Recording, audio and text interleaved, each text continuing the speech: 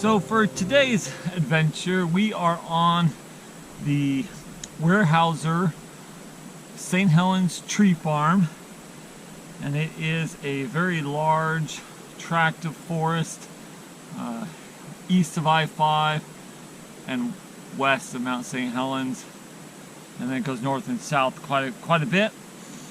And a few years ago I purchased a motorized vehicle permit.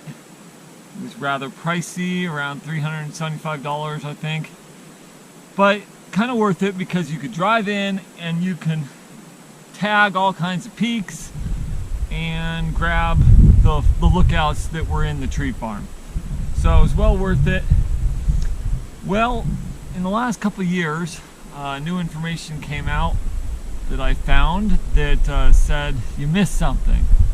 And so that was the Devil's Burn lookout site, which took years to figure out what's going on with that, because it's been a long process.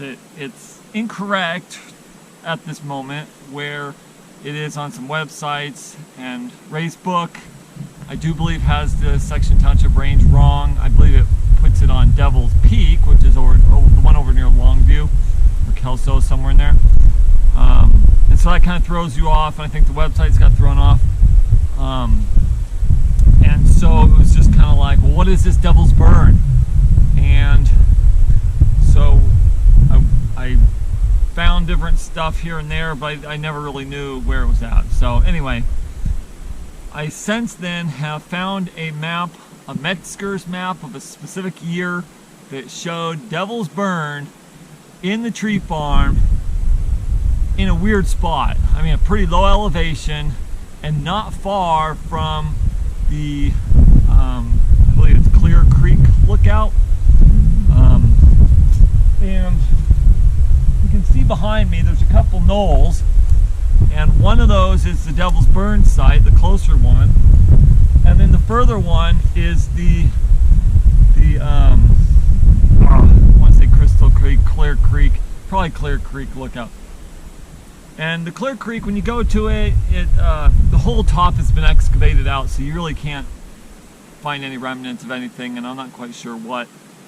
But it gets really confusing because then in the archives of the Forest Service, or maybe some private archives, I believe, some county archives, there was a picture of a stump about 20 feet high with a small shelter on the top, and it was labeled Winter's Lookout.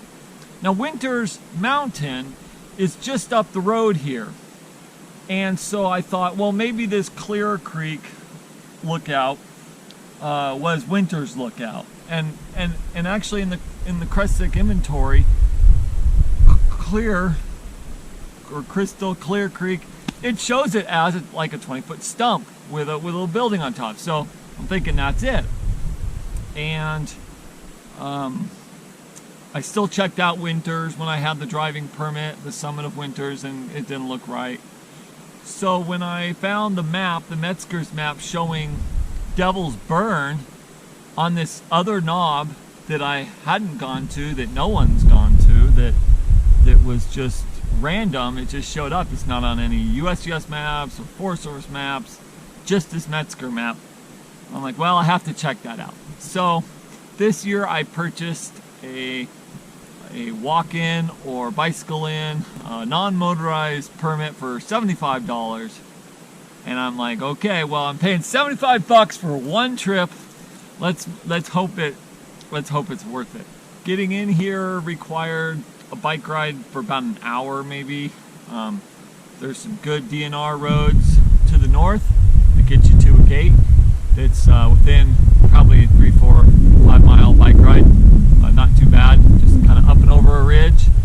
And I had a half day today, so I thought this was a good day to get it done. You have 1 year to use your permit, and I wanted to make sure I came up here not midwinter when the snow is on the ground, because I want to be able to look on the ground, make sure I see everything, to figure out where or what was there. And it was a pretty big gamble if there would be anything.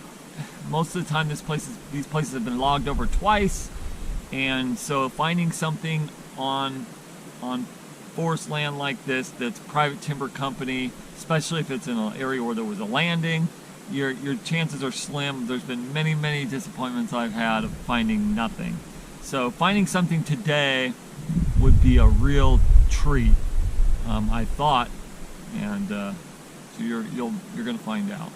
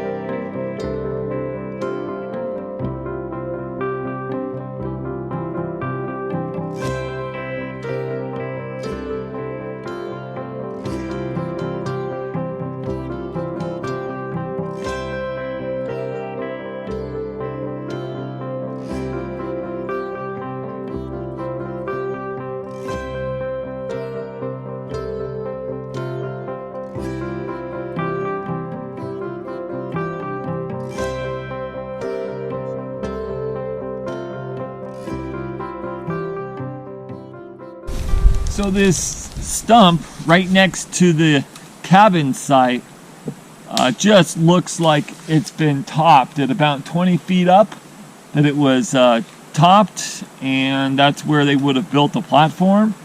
So I climbed this tree to get a peek up there.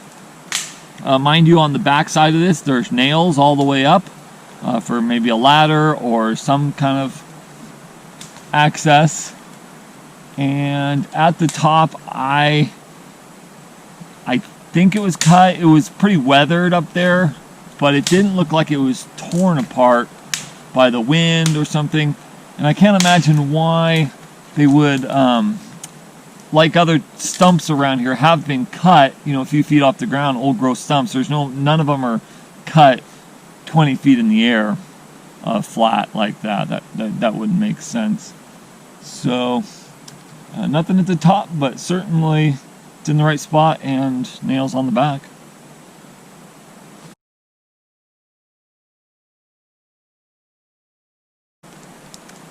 Well, that was quite the find.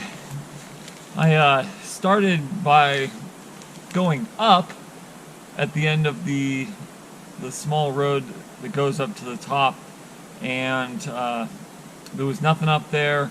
I kind of knew that there might not be anything up there because I think I didn't bring the maps, but the map that I showed it, kind of showed it down on this bench here, and this was really cool. So after I searched up there, I said, okay, well, let me go check out the point.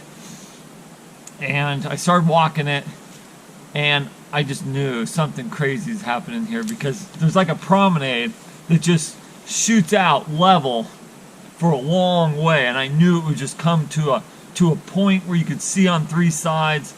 And so I eagerly walked down and got here and just did a pretty big hoop and holler, finding a roof over here. So that was pretty neat. I do believe the stump that is in the picture labeled Winter's Mountain is probably this. It makes sense. It's right behind the camera here, but I'll show you some pictures here, some video of what I took. There's nails all the way up the backside, up to about 15 feet, and so it seems like it's about the right size. It's in the exact perfect location to be right next to the cabin here, and the trees right here, and seems to match the topography, and so it's just crazy that no one really knew where it was at. So when I got to the site, I immediately noticed the whole hillside, the whole knob has been burnt bad, and it would explain why it probably got labeled Devil's Burn, because these were old growth trees and they were all had been burned, but not burned to completely burn all the way through them. So it was probably back in who knows when, just tons of snags way up in the air, and it looks like they came and cut them all down after the burn and salvaged quite a few, and then there were a bunch that they just left on the ground, at least sections that they left on the ground of old growth trees. And so I'm still a little unclear on the history here, what happened here, how many times it's actually been logged. I would guess it burnt, and then it grew some pretty crappy trees, and they harvested those, and then they replanted, and there's a really nice stand of replanted trees in here. The soils and everything is so nice. You can see the rows as the planters crews came through. The tree planters, planting trees every 6 to 8 feet. You could just follow some of the rows as they came through. It's pretty neat, kind of like Germany or something. There's some buckets laying around, some steel buckets that are pretty rusted through. Not a lot of other artifacts other than this roof, which I don't know if it blew off the top and fell down here, or if there was a cabin here and it dropped down. It appear to have some kind of foundation here. Some foundation corners with wood, but I can't tell for sure. But if I remember right, the picture saying Winter's Lookout had a roof over a stump that looked just like this. So maybe that's it. Seems strange it would blow off and then blow flat, still right side up. So I don't know. I'm sure there was a shelter on the ground. I guess I think I still need to account for why, if the stump is totally burnt, but it wasn't in the picture. I don't know. I'm beginning to think this was called Winter's Lookout. Then it burned. The whole thing burned here. And then they called it Devil's Burn. I don't know. You gotta figure it out.